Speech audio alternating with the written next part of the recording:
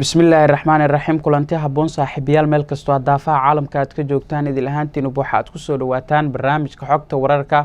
oo hadaan oo kala galmudug TV aad ka daawataan hadii ay buuno qadarana barnaamijkan qodobada aan idinku soo gudbin doono idinkuna aad ku daawan doontaan waxa kamid ah magaalada Garowe ee xarunta u ah maamulka Puntland waxa maanta ka furmay shirweynaha ay ka tashiga Puntland waxaan idin soo gudbin doonaa hadaladii ugu muhiimsan ee halka laga jeediyay waxa kale oo qayb ka ah barnaamijkan idinku soo gudbin doonaa magaalada caasimadda Muqdisho waxa dib ugu soo laabtay gudoomiyaha madasha xisbiyada qaran ahna madaxweynihii hore ee dawladda ku meel gaarka ah ee Soomaaliya Sheekh Shariif Sheekh Axmed hadal kooban oo warbaahintu u siiyayaan barnaamijkan idinku soo gudbin doona waxa kale oo qayb ka ah barnaamijkan idinku soo gudbin doonaa taliska booliiska ee degmada Dhuusamareeb ee caasimadda dawlad goboleedka Galmudug waxa ay faahfaahin ay ka bixiyeen dhacdo naxdin badan oo ka dhacday deegaan hoos yimaada degmada Dhuusamareeb kaas oo lagu la kacay gabar 11 jir ah barnaamijkan ayaan idinku soo gudbin doonaa waxa kale oo qayb ka ah barnaamijkan idinku soo gudbin doonaa maxkamadda darajada koowaad ee ciidamada qalabka sida waxa xukun dil ah ay ku xukuntay askari hore dil u geystay barnaamijkan ayaan ku eegi doonaa qodobada iyo wixii kale oo dheeri ay nagu soo kordhinteen ku guda jirno barnaamijkan ayaad ku daawan doontaan aniga Ismax Axmed ayaa barnaamijka idin soo saaray halkan ka tabinaya kaamirada farsamada waa Faysal Xaaji waa mar kale barnaamijka xogta wararka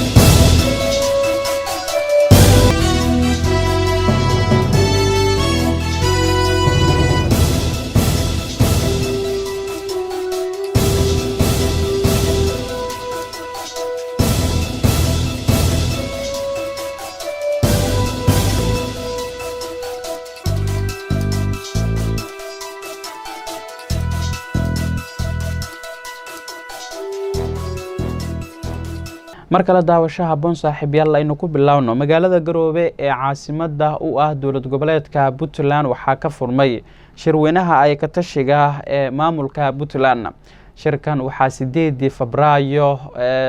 isla sanadkan ku baaqay madaxweynaha dawlad goboleedka Puntland Dr. Saciid Cabdilaahi Dani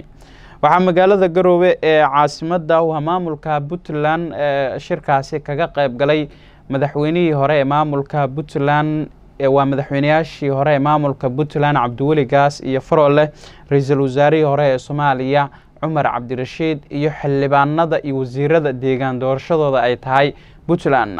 halkaas waxa shirka ka daafuray madaxweynaha maamulka Puntland Dr. Saciid Cabdilaahi Dani isagoona ka hadlay waxa keenay in shirkan ay yeeshaan dadka ka soo jeeda deegaanada maamulka Puntland dawladda federaalka Soomaaliya ayuu qodobo dhowr ah oo dhaliil ah u jeediyay Puntland waxay hormuud u ahayd dhisidda dawladda federaalka ee maanta dhisan waxa la wada ogsoon yahay dowrkii shariifka ahaa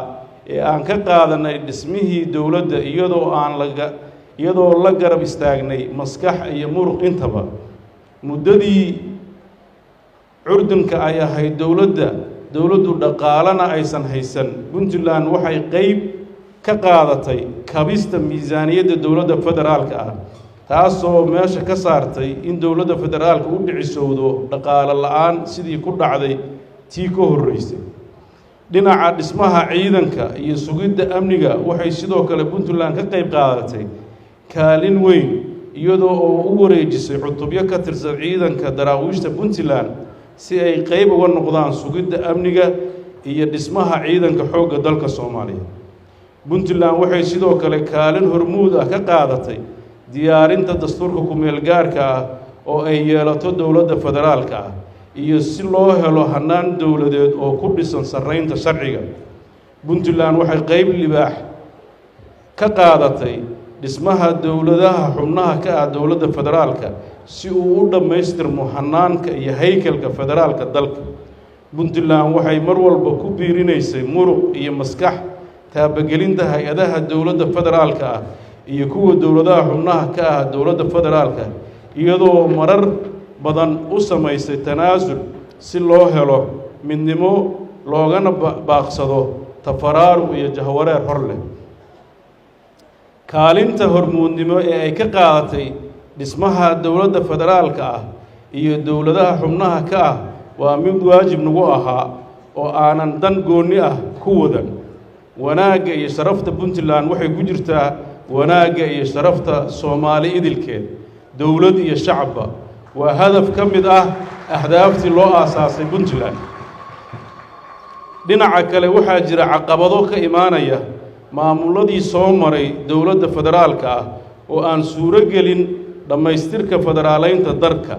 marar badan caqabadahaasi ay u muuqdeen kuwo halis gelin kara midnimada dhul iyo dad Soomaaliyeed. Puntland marar badan waxay wada xaajood la gashay maamuladii soo maray dowladaha federaalka ah si loo xaqiijiyo hirgelinta hanaanka federaalka ah ee dalku ku dhisan yahay, iyo sidii mudnaanta loo siin lahaa arrimaha masiiriga ah ee u baahan wada tashiga sida uu qabo dastuurka federaalka ee ku-meelgaarka ah. mudanayaal iyo marwooyin, muddadii maamulka aan madaxda u ahay talada Puntland uu hayay waxaan xoogga saarnay in aan ku qancinno madaxda dowladda federaalka ah in xal laga gaaro khilaafaadka u dhexeeya dowladda federaalka iyo dowladaha xubnaha ka ah. sidaas si la-eg waxaan wada xaajood goonni ah kala yeelannay madaxda dowladda federaalka ah sidii xal loogu heli lahaa caqabado goonni u ah Puntland. caqabado goonni ah u ah Puntland uga imaanaya dhinaca dowladda federaalka. dhammaan isku dayadaas wax natiijo ah ma dhalin. intooda badan waxay ka socon waayeen dhinaca dowladda federaalka. waxyaalaha ugu muhiimsan oo la isku khilaafsan yahay waxaa ka mid ah madaxda dowladda federaalka ah oo si bareer ah u hareer maray mabaadi'dii lagu dhisay dowladda federaalka oo ay ugu horreyso federaaleynta dalka, iyaga oo si ula kac ah u raba in ay u marorsadaan dhammaan awoodaha si aan waafaqsanayn dastuurka ku-meelgaarka ah iyo shuruucda dalka ee kale. burburinta fargelinta afduubka caburinta sharci darro ah oo lagu hayo arrimaha gaarka ah ee dowladaha xubnaha ka ah dowladda federaalka, taasoo halis ku ah nidaamka dalka iyo dadka. waxaa mudnaan la siin arrimaha masiiriga ah oo ay ugu horreeyaan dhammaystirka dastuurka, la dagaalanka argagixisada, dhismaha ciidan leh sumcad qaran iyo diyaarinta doorasho qof iyo cod ah oo dalka ka qabsooma, taasoo loo marayo waddo toosan oo heshiis lagu wada yahay. waxaa la samaystay sharciyo dana gaara laga leeyahay aanan waafaqsanayn dastuurka ku-meelgaarka ah, taasina aan lagala samayn maamulada dalka tashida aan lagala samayn maamulada dalka si waafaqsan dastuurka ku-meelgaarka ah. dhammaan deeqihii caalamiga ahaa ee soo maray dowladda federaalka ah waxay noqdeen kuwo aan si hufan dadka Soomaaliyeed loogu qaybin, inta badanna loo isticmaalo arrimo siyaasadeed. mudanayaal iyo marmooyin, guulaha la gaaray iyo caqabadaha aan ka soo sheekeeyey ee gudo iyo dibadba ka jira waxay u baahan yihiin wada tashi, aragti iyo jihayn marxaladda soo socota. waxaan u baahannahay inaan horumar ka samayno caqabadaha gudaha ka jira sida maamul wanaagga iyo isla xisaabtanka, hirgelinta hanaanka xisbiyada badan oo aan hadda bilownay, xakamaynta hubka, soo celinta dhulka maqan iyo adkaynta amniga gudaha iyo la dagaalanka argagixisada, baahinta adeegyada bulshada iyo gaarista degaan walba oo Puntland ah, gaar ahaan deegaanada ka baxsan laamiga.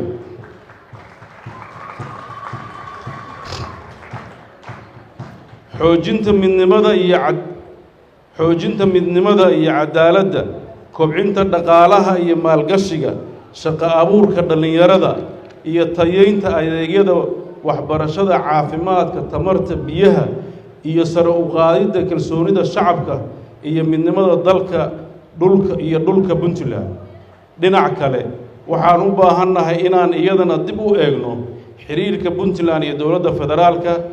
suuragal ma aha in madaxda dowladda federaalka ka leexdaan mabaadi'dii lagu aasaasay dowladda federaalka ah, dastuurka ku-meelgaarka ah, diidaan wada tashi, burburin iyo farangelin joogto ah ku sameeyaan dowladihii xubnaha ka ahaa dowladda federaalka ah, diidaan qaybsiga deeqaha caalamiga ah, samaystaan shuruuc baarlamaan, xeerarka dalka, innaguna ayn sidaas ku daawanno. waxaan ina saaran waajib Soomaaliyeed, waxaa ina saaran waajib puntlandnimo. dowladda federaalka ah waa dowladeennii, waa dowladdii aan naf iyo maal iyo maskax la soo garab istaagnay, welina aan diyaar u nahay inaan la sii garab istaagno. laakiin ma suuroobayso in madaxda dowladda federaalka say rabaan ka yeelaan dalka iyagoo aan xurmaynayn xeerarka iyo shuruucda dalka, annaguna aan markhaanti uga noqonno. waxa aan ka rabno madaxda dowladda federaalku ma aha wax sir ah, mana aha wax gooni puntland ugu eexanaya. waxa aan rabnaa waa hoggaan xurmaynaya kuna shaqaynaya shuruucda dalka oo ugu horreeya dastuurka ku-meelgaarka ah. haddii la baarmaro shuruucda dalka ma suuroobayso in la gaaro midnimo iyo wadajir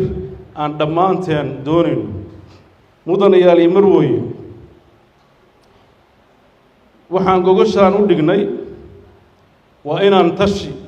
idinkala samayno arrimahaas gudaha iyo dibadda puntland ee aan soo xusay. aragtidiinna iyo taladiinna ayaa jeexaysa jihada puntland ay aadi doonto marxaladda dhow, dhexe iyo fog. himilada dowladda puntland waa taabagelinta nidaamka dowladeed oo ku dhisan wada tashi, una horseedi kara dadkeenna nabad, xasilooni iyo horumar dhinac walba ah, oo ku jihaysan kor u qaadidda heerarka nololeed ee dhammaan muwaadiniinta puntland iyo ka qayb qaadashada in himilooyinkaas ay gaaraan dadka reer puntland. waxaad idinka filayaa talo u qalanta hanka iyo filashada dadka reer puntland. annagu wixii aan ku talisaan ayaan ku shaqayn doonaa. ugu dambayn, waxaan rabaa inaan halkan u soo jeediyo dhammaan madaxda kala duwan ee halka fadhida oo reer puntland meel kastoo ay joogto. waxaan rajaynayaa waxa aan ka talinayno maanta waa danta puntland,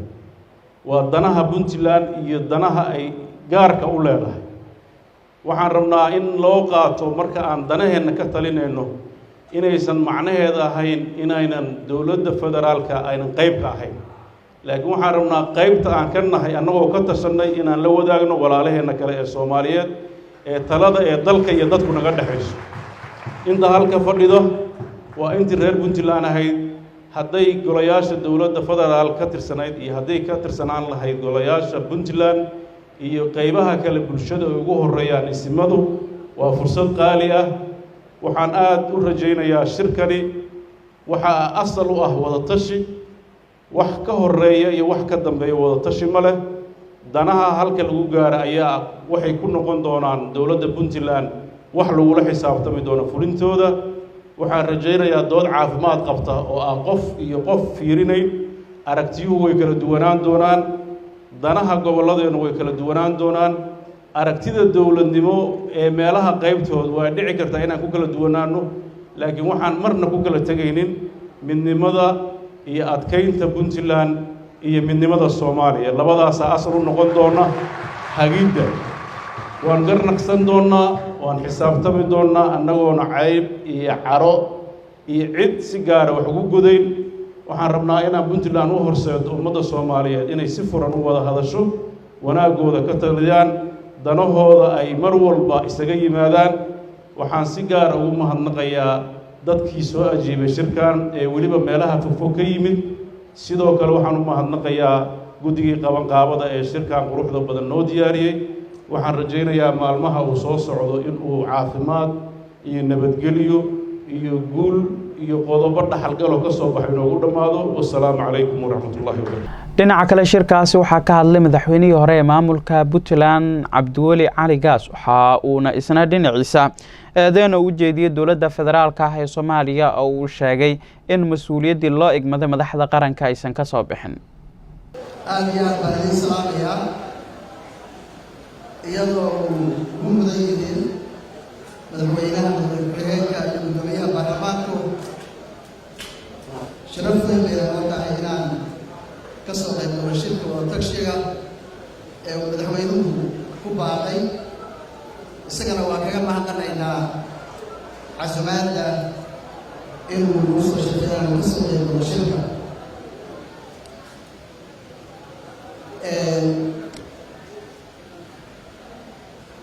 runtii madaxweynaha ayaa yiri armada kubada uga xadamaynaya waxaan oran lahaa runtiisa gaar laakiin maadaama la ii yeelay inaan dhowr kalmood ka ilaalo dabcan waajibay kaan marinaya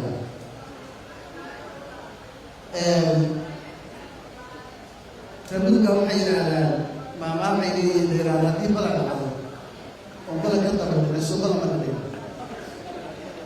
قرأ محمد بن مشروع وحده عبد الاسماء اسمه وزيد شيء اسمه كي لكن من قشاهي بيه كذا بيستين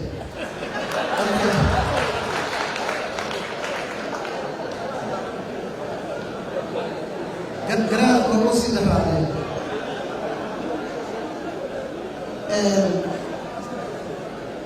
بطلان وحي جزئين كوي لكن سرو يبدو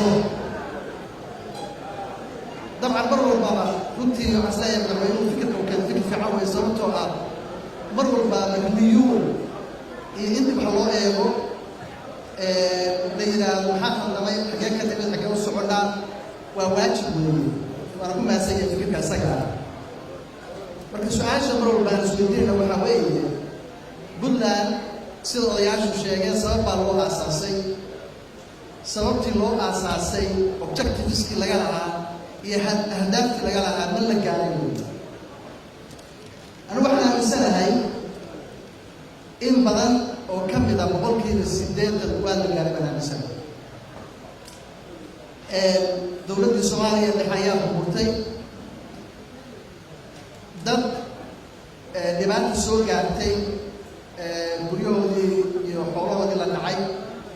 oo aan waxba haysanin ayaa isugu yimid halkan markay yimaadeenna waxay u yimaadeen dhul waaxoo laga guuray oo loo yaqaanay gaariwaa dad dhibaataysan ayaa waxay ku soo degeen dad kale oo dhibaataysan waxaanad aragteen quruxda ay ka soo saareen maanta aad u jeedaa dib iyo shiddo kale ma abuurin xasarad kale cidna uma geysan waxay isku dayeen inay nolosha wada maareeyaan markay maareeyaanna soomaaliyada burburtay ay dib u eegaan oo ay dib u raadiyaan saas daraadeed waxaan is leeyahay ahdaaftii laga lahaa Puntland waxay gaartay 7 sano ayay sugaysa Soomaaliya inay dib isugu timaado way suurtoobi weyday dabcan sideedana nidaamka dowliga uu nabarayaa in meel iska cidlaahay vacuum uusan jiri karin haddii meel vacuum uu jiro cidunba someone occupies cid baa gasha anigu waxaan is leeyahay talada ayaa odayaasha la waafajiyey khayr allaha siiyo intii dhibaatay allaha naxariisto in 98 Puntland aasaasay waxaan is leeyahay haddii taladaa la seerayn lahaa ama la seegi lahaa waqtiga isaga ah maanta inaysan garoowi ka duwanaatay ku aadan maanta aniga ra'yigayga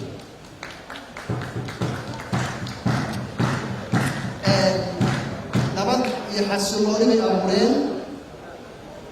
qof walbaa maxaa isweydiiyey marka Puntland 98 iyo Puntlandka 2020 bay isu egyihiin 98 buu eg tahay 2020 teebaa qurux badan anigu waxaan is leeyahay 1 jeer waxaa qurux badan Puntlandka 2020 dabcan sooyaalkeeda iyo taariikhdeeda dadkii joogay ayaa iga warroon madaxweynuhu maanta si faahfaahsan buu uga hadlay isbedeladii la sameeyay dhan walba meeqa iskuul baa jirtay 98 meeqa maanta jirta meeqa yani ruba caafimaad baa jira waqtigaas maanta meeqa jirta meeqa garoon caalami ah oo leenahay maanta shalay maxaa jiray meeqa xafiis dowladeed baa maanta Puntland ka jira shalay misaa jirtay meeqa shaqaalaha jooga meeqa ciidanaha jooga meeqa cilmiyood beeleeda maanta shalay maxay waxaasoo dhan imis haddaan wado caawana lagu joojinay waa horumar muuqda oo cidna ay keli karin weeye dabcan su-aasha waxaa weeye waxma khaldameen haddaan ilaahno maya dee waxaa weeye been baan sheegaynaa wax badan bay naga khaldamay eedaba dusha ha loo saaro siyaasiyiinta waana dhacdayna wixii eeda anagu aan ku leenahay wixii khaldamay marka sicitaan loo baahan yahay laakiin wax kastoo naga khaldamay su-aasha haddana markaas midna waxaa weeye ma istaahishay khalad ka dhacay markii la eego iyo wanaagga maanta muuqda wasiir warf Puntland ee dhisay ma istaahishay weeye dabcan jawaabtooda haddana waxaa weeye haa way istaahishay su-aasha kale isweydiinna waxaa weeye are we better of today than we were in 1998 maanta ma ka fiicannahay ma ka qurux badannahay ma ka wanaagsannahay 98 haddaan ku celiyo markaa haddana waa sameeyo definitely yes waa sax wey ishiyo adag baa jira anugu soo xasnaya laba ishiyo ayaa ugu muhiimsan tabashada mid waxaa weeye matalaadda oo dad badan oo reer Puntland ay tabayaan oo tabasho dhabca weeye mid legitimate weeye mid sax weeye inaysan matalaadda ay ku lahaayeen ay ku lahayn golayaasha dowladda ama ha noqoto baarlamaan ama ha noqoto golaha xukuumadda ama ha noqoto shaqaalaha iyo bureaucracyada dowladda weli barnaamijka xogta wararka ayaa daawanaysaan saaxiibayaal taliska booliiska ee degmada Dhuusamareeb ee caasimadda dowlad goboleedka Galmudug waxa ay faahfaahin ay ka bixiyeen dhacdo naxdin badan oo argagax lahayd oo ka dhacday deegaan hoos yimaada degmada Dhuusamareeb taas oo lagu la kacay gabar 12 sano jir ah haddaba warbixin arrimahaasi la xiriirta waxa inoo eegaya Maxamed Cabduqaadir Silver oo Galmudug TV ka tirsan ciidamada booliiska magaalada Dhuusamareeb ayaa gacanta ku soo dhigay laba shakhsi oo lagu tuhmayo inay ka dambeeyaan dilka gabar 12 sano jir ahayd oo meedkeeda laga soo helay meel 45 kiiloomitir u jirta caasimadda Galmudug ee Dhuusamareeb dilka gabadha yar ayaa lagu tuhmayaa inay ka dambeeyaan sida booliisku si hordhac u sheegeen hooyada dhashay iyo adeerka qaba hooyadeed iyadoona booliisku ay sheegeen inay hayaan astaamo muujinaya in falkaasi ay ku leeyihiin gabadha yar meydkeeda ayaa la keenay magaalada Dhuusamareeb iyadoona halkaasi lagu aasay taliska booliiska ayaa ka warbixiyay aaska kadib falkaasi waxaan soo gudbinay oo meesha aan ugu tagnay meydkii Allah u naxariisto gabar yar oo saqiir ahayd oo dhacdadaas ku dhimatay deegaankii dhibka ka dhacay gabadhaas deegaankii dhibka ka dhacay aan ugu tagnay waxaa la yidhahdaa bohol magaca gabadha geeriyootayna waxaa la yidhahdaa ikraan mire xaashi guutaale da-deeduna waa 11 sano jir runtii waxaa loo geystay dil arxan darro ah waxaa loo geystay jir dil iyo dhibaato aad u badan iyo waxa weeye waa oo runtii qof islaama oo arka oo ka naxayo ama uu dareen ka qaadanayo kadib waxaan ku baxnay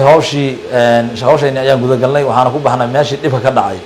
annagoo ka ambaqaano safarkayni bohol oo uu yaalay meedkii marxuumadda gabadha saqiirta ah ee ku geeriyootay dhibkii shalay ka dhacay jecloosin waxaan gaarnay goobtii dhibka ka dhacay waxaan soo xaqiijinay sidii wax ay u dhaceen